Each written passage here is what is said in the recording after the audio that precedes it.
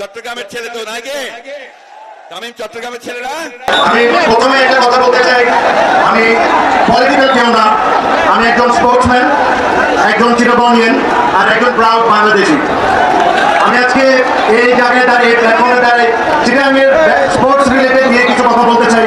তামিম ইকবাল বিএনপিতে যোগদান করেছেন, এইরকম একটি এক্সক্লুসিভ খবর আমাদের কাছে এসেছে। দর্শক, সম্পূর্ণ ভিডিও দেখে কিন্তু আপনাদের মতামত আমাদের কমেন্ট সেকশনে অবশ্যই জানিয়ে। চট্টগ্রামে বিএনপির তারুণ্যের সমাবেশে তামিম ইকবাল যোগদান করেছেন। অনেকে বলতেছেন সাকিবের মতো তামিমের অবস্থা হবে। সাকিব কিন্তু একজন জনপ্রিয় ক্রিকেটার ছিলেন। তিনি কিন্তু আওয়ামী লীগের রাজনীতির সাথে জড়িত থাকার কারণে যখন বাংলাদেশ থেকে আওয়ামী লীগ পালালো, তখন কিন্তু সাকিব বাংলাদেশে আর ফিরে আসতে পারেননি। তিনি যে জনপ্রিয়তার একটা তঙ্গে ছিলেন, সেটা কিন্তু তিনি মাটির সাথে মিশে গিয়েছে। প্রিয় দর্শক, একই রাস্তায় হাঁটছেন কি তামিম ইকবাল? আপনাদের মতামত আমাদের কমেন্ট সেকশনে জানিয়ে যাবেন। তামিম ইকবাল হয়তো বিএনপিতে যোগদান করার পরে তিনি হয়তো এমপি হতে পারবেন, মন্ত্রী হতে পারবেন, কিন্তু তিনি একজন স্পোর্টসম্যান হিসেবে তার যে সম্মানটুকু আছে সেটা কি আদৌ থাকবে? অনেকেই মন্তব্য করছেন তামিম ইকবাল যেই রাস্তায় হাঁটছেন সাকিবও কিন্তু সেই রাস্তায় হেঁটেছিল। সাকিব যে রাস্তায় হেঁটেছেন তামিম ইকবাল কি আসলে সেই রাস্তায় হাঁটছেন? প্রিয় দর্শক, আপনাদের মতামত আমাদের কমেন্ট সেকশনে জানিয়ে যাবেন।